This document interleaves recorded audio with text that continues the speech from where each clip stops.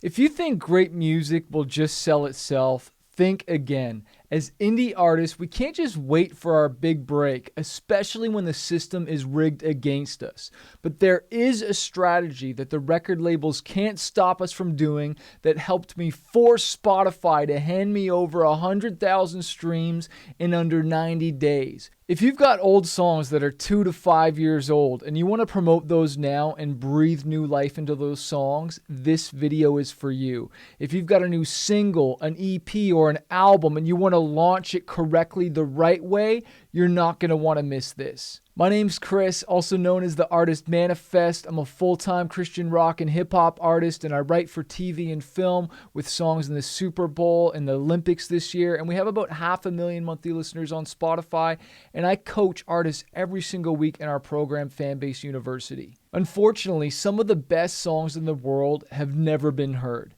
And they're not just buried somewhere deep on an artist's computer or on their hard drive somewhere, but they're in a cemetery along with all the hopes and dreams and aspirations that never got realized because of fear, procrastination, and not willing to take a risk and put their music out there.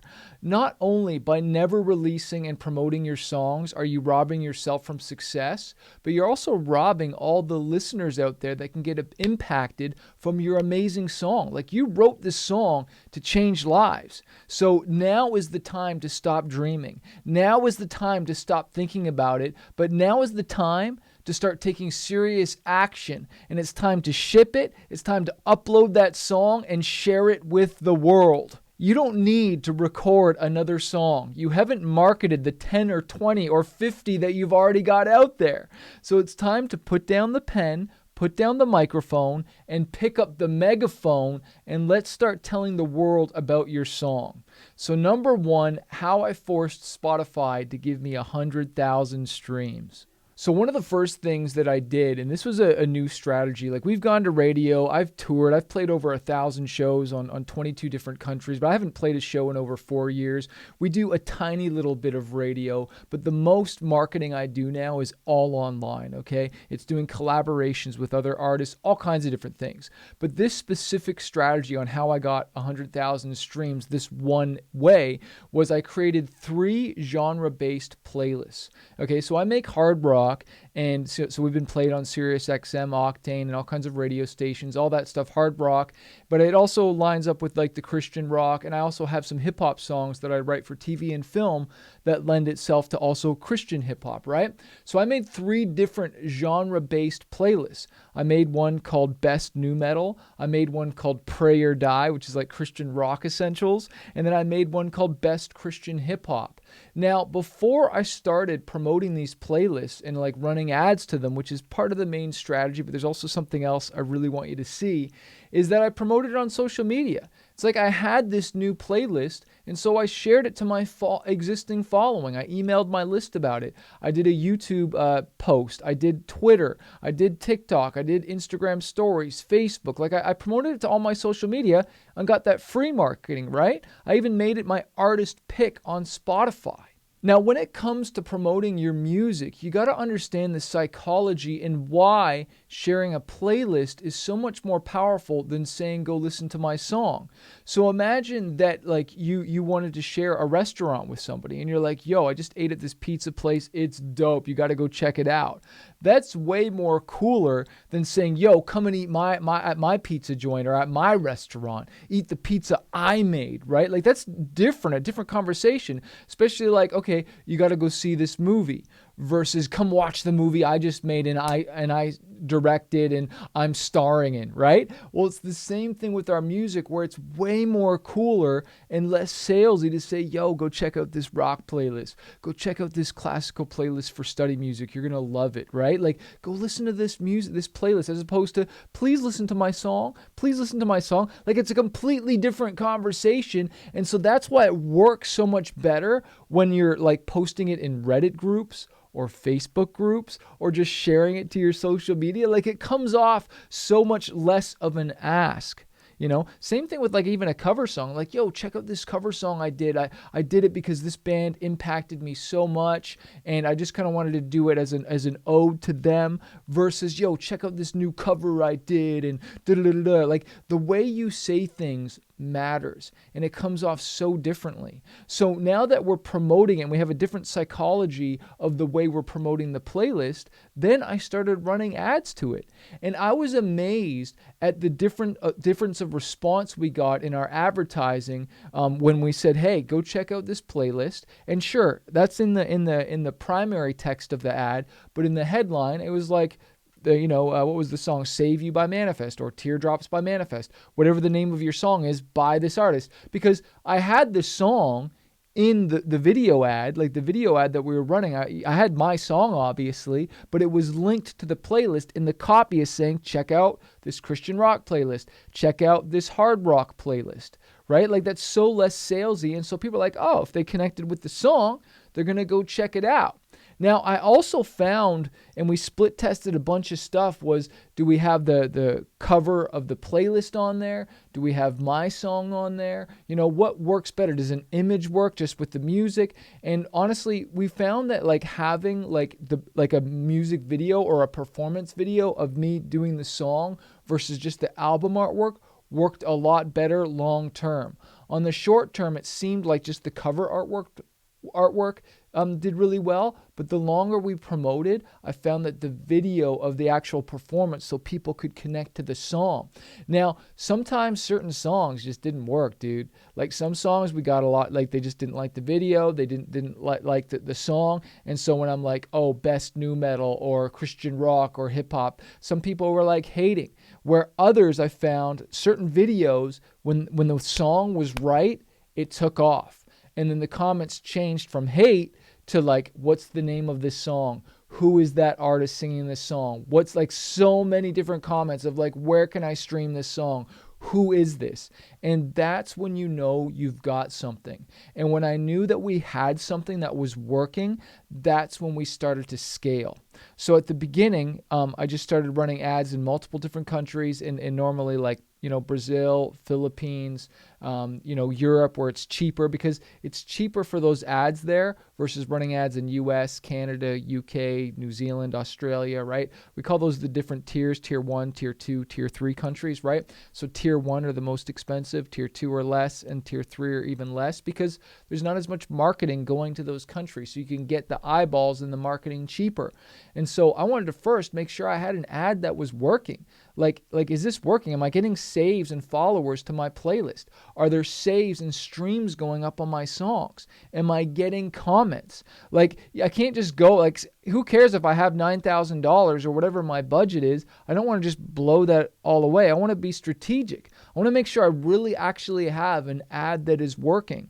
And so we start at $10, $15 a day. And then we scale up to 20 and 30 and see. And then what we do is we see what countries it's showing, or the ad showing, because when you target multiple countries, Facebook's going to try and find you the cheapest leads. And so if you're targeting multiple countries, some countries might not get any ad spend, but I want to market to those countries. So that means I need to duplicate the ad, and I have to target just those specific country, right? Just that one country on itself, so that I force Facebook to spend the money there.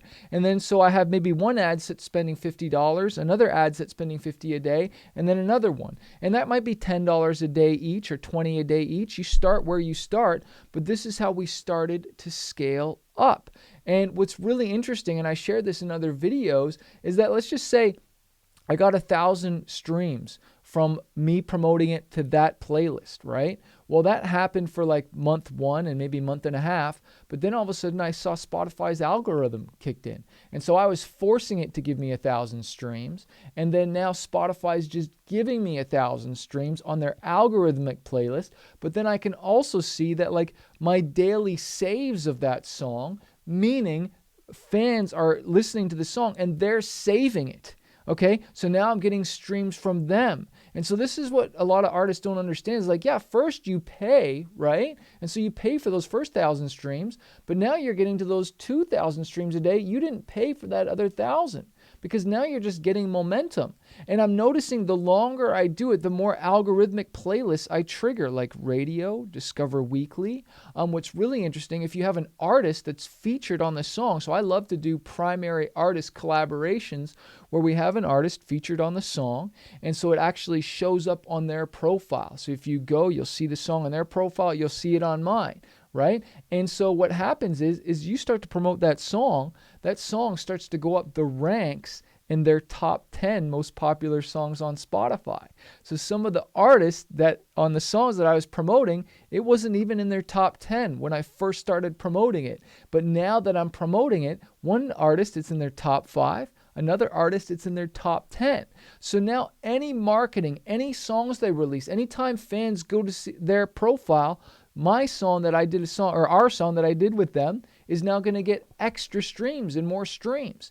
And now, like, once you break, I think it's like, 25,000 monthly listeners or 50,000 monthly listeners, eventually Spotify creates your own This Is Your Artist Name algorithmic playlist. So there is a This Is Manifest playlist, right? That is algorithmic based with all my songs in it. Well, I noticed now that I started promoting this song that has this other artist in it, not only is Spotify sharing it to my This Is Manifest playlist, but now the song is shared in their This Is Their Artist Name playlist.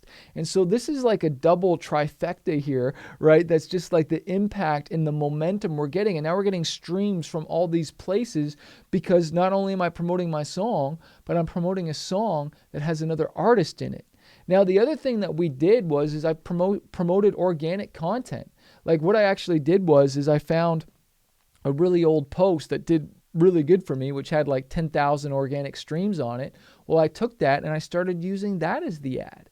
And this is for a 2-year-old song, right? And then what I did was I had another idea for a post where I was striking this match and had this flame right in the camera, and it just kind of grabbed people's attention right away. Well, I took a piece of that idea and then I cut it to this old video that was doing really well, and I'm split testing that, and I'm running multiple ads right now to see which one is going to do better. Because this is the thing, when you're running ads, you never want to just do one ad. You always want to do multiple ads, and then you want to try something new within a month, within a few weeks, because like you're going to, number one, eventually burn that ad out.